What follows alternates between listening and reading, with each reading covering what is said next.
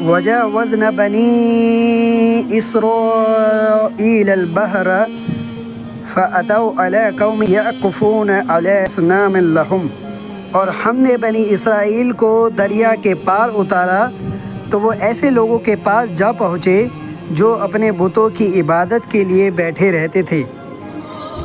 اللہ تعالیٰ فرما رہا ہے کہ جب ہم نے بنی اسرائیل کو، حضرت موسیٰ علیہ السلام اور ان کے صحابہ کو، ان کے ساتھیوں کو فرعون سے نجات دے کر، فرعون کے چنگل سے نکال کر جب دریا سے پار کرایا تو وہ ایسے لوگوں کے پاس جا پہنچے جو بتوں کی عبادت کرتے تھے، جو بتوں کی پرستش کرتے تھے۔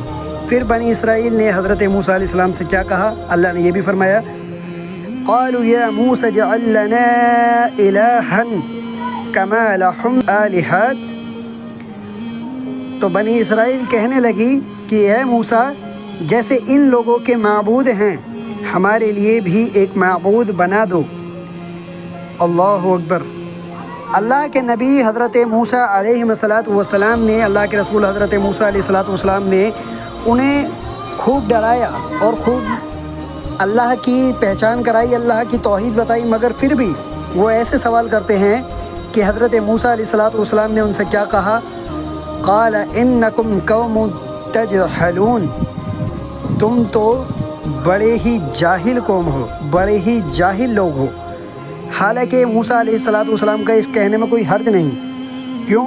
کیونکہ انہوں نے بات اتنی جہالت کری کہ حضرت موسیٰ علیہ السلام نے اپنے اللہ عز و جل کا اتنا تعارف کرایا ہے، اللہ عز و جل سے اتنا ڈرایا اور بتایا کہ تمہارا اللہ جو ایک ہے وہ یکتا معبود ہے، تو وہ اس کے رب کے بارے میں کہتے ہیں کہ آپ ہمارے لیے اللہ کا کوئی بت بنا دیں معاذ اللہ۔ تو حضرت موسیٰ علیہ السلام نے کہا کہ تم تو بڑے جاہل لوگ ہو، تم تو بڑی جاہل قوم ہو۔ اور آگے اللہ فرماتا ہے، ان ہؤلاء متبر ما ہم فیہ، یہ لوگ جس شکل میں پسنے ہوئے ہیں وہ برباد ہونے والا ہے۔ اور آگے فرمایا اللہ نے، وباطل ما كانوا يعملون، اور جو کام یہ کرتے ہیں سب بے ہدہ ہیں۔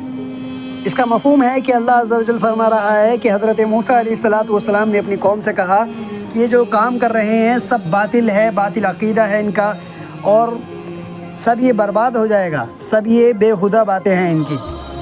اور نبی کریم صلی اللہ علیہ وسلم کی تعلیمات تھی نا تو توحید کی، ہمیشہ سرکار علیہ السلام نے قُلُوا لا الہ الا اللہ کی دعوت دی۔ حضرت موسیٰ علیہ السلام نے بھی اپنی قوم کو لا الہ الا اللہ کی دعوت دی، مگر ان کے ان سوال پر اللہ کے نبی حضرت موسیٰ علیہ السلام نے انہیں کہا کہ تم تو بڑے جاہل لوگ ہو۔ اور یہی بات نبی کریم صلی اللہ علیہ وسلم سے ان کے کچھ صحابہ نے بھی حنین کے موقع پر، جب رسول اللہ صلی اللہ علیہ وسلم حنین کے لیے نکلے تو آپ کا گزر مشرکین نے ایک پیڑ کے پاس سے ہوا جسے ذات انوات کہا جاتا تھا۔ اس پیڑ پر مشرکین اپنے ہتھیار لٹکاتے تھے۔ صحابہ نے کہا، اللہ کے رسول ہمارے لیے بھی ایک ذات انوات مقرر فرما دیجئے جیسا کہ مشرکین کا ایک ذات انوات ہے۔ نبی کریم صلی اللہ علیہ وسلم نے فرمایا، سبحان اللہ، اللہ تو پاک ہے۔ نبی کریم صلی اللہ علیہ وسلم فرما رہے تھے، سبحان اللہ، اللہ تو پاک ہے۔ یہ تو وہی بات ہے جو موسیٰ علیہ السلام کی قوم نے کہی تھی کہ ہمارے لیے بھی معبود بنا دیجئے جیسا ان مشرکین کے لیے اس ذات کی قسم جس کے ہاتھ میں میری جان ہے تم پچھلی امتوں کی پوری پیروی کرو گے۔ اللہ اکبر۔ کتنی سخت وعید ہے، کتنی سخت بات ہے کہ سرکار علیہ السلام نے صحابہ کو مخاطب کر کے کہا کہ تم نے تو وہی بات کر دی جو حضرت موسیٰ علیہ السلام کے قوم کے لوگوں نے کری تھی۔ حالانکہ صحابہ کرام رضوان نے اس پیڑ کو معبود بنانے کے لیے نہیں کہا تھا، مگر نبی کریم صلی اللہ علیہ وسلم جو ہیں وہ امام مواحد ہیں، امام الانبیاء ہیں، اور سرکار علیہ السلام کی پھر تعلیم بھی ایسی ہوگی۔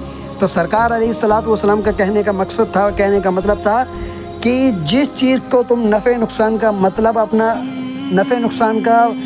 اپنا فائدے مند اور برائی سے دور کرنے کی چیز مانو، چاہے وہ درخت ہو، بت ہو، گویا کہ تم نے اسے اپنا الہ بنا لیا۔ اور وہ تو قرآن کریم کی بھی آیت ہے۔ اللہ فرماتا ہے اَمَّن يُجِيبُ الْمُضْطَرَّ إِذَا دَعَاهُ، بھلا بتاؤ تو کون ہے جو بے قرار کی التجا قبول کرتا ہے جب وہ اس سے دعا کرتا ہے، وَيَكْشِفُ السُّوءَ، اور اس سے اس کی تکلیف کو دور کر دیتا ہے، وَيَجْعَلُكُمُ الْخُلَفَاءَ الْأَرْضِ، اور تمہیں زمین میں اگلوں کا خلیفہ بناتا ہے۔ اَإِلَٰهٌ مَّعَ اللَّهِ، کیا اللہ کے سوا کوئی اور الہ بھی ہے؟ قلیلا ما تذکرون، لیکن نصیحت بہت تھوڑے قبول کرتے ہو۔ اللہ عز و جل نے بھی فرما دیا کہ بہت کم لوگ ہیں جو نصیحت کو قبول کرتے ہیں، اور اللہ کے کلام کی اس آیت سے واضح ہوا کہ جس کو بارے میں بھی تمہارا عقیدہ ہے کہ تمہاری فریاد کو سن کے دور کر دے، تو گویا کہ تم نے اسے اپنا الہ بنا دیا، بھلے سے تم نہیں مانتے، بھلے سے تم اپنا اسے الہ نہ مانو، مگر تم نے اپنے عمل سے بتا دیا کہ تم نے اسے اپنا الہ بنا دیا۔ تو نبی کریم صلی اللہ علیہ وسلم نے حضرت موسیٰ علیہ السلام کی قوم کی بات اپنے صحابہ کے اوپر کہی، اور ایک حدیث میں واضح آتا ہے کہ حضرت عمر ابن الخطاب رضی اللہ تعالی عنہ حجر اسود کے پاس آئے اور اسے بوسہ دیا اور فرمایا میں خوب جانتا ہوں کہ تو صرف ایک پتھر ہے، نہ کسی کو نقصان پہنچا سکتا ہے اور نہ نفع دے سکتا ہے، اگر رسول اللہ صلی اللہ علیہ وسلم کو تجھے بوسہ دیتے ہوئے نہ دیکھتا تو میں تجھے ہرگز نہ چومتا۔ حضرت عمر ابن الخطاب رضی اللہ تعالیٰ عنہ ایک جنتی پتھر سے کہہ رہے ہیں جو جنت کا اتارا ہوا پتھر ہے، جامع ترمذی میں حدیث ہے، تو اس پتھر سے کہہ رہے ہیں کہ تو نہ کسی کو نفع دے سکتا نہ نقصان دے سکتا، اگر میں سرکار علیہ السلام کو تجھے چومتے ہوئے نہ دیکھتا تو تجھے ہرگز نہ چومتا۔ اور صحیح بخاری میں ایک حدیث حضرت ابو سعید خدری رضی اللہ تعالیٰ عنہ بیان کرتے ہیں کہ نبی کریم صلی اللہ علیہ وسلم نے فرمایا تم اپنے سے پہلی امتوں کی ایک ایک بالشت اور ایک ایک گز میں پیروی کرو گے، یہاں تک کہ اگر وہ کسی گوہ کے سوراخ میں داخل ہوئے ہوں گے تو تم اس میں بھی ان کی پیروی کرو گے۔ ہم نے پوچھا یا رسول اللہ کیا یہود اور نصارہ مراد ہیں؟ فرمایا پھر اور کون ہے؟ اللہ اکبر۔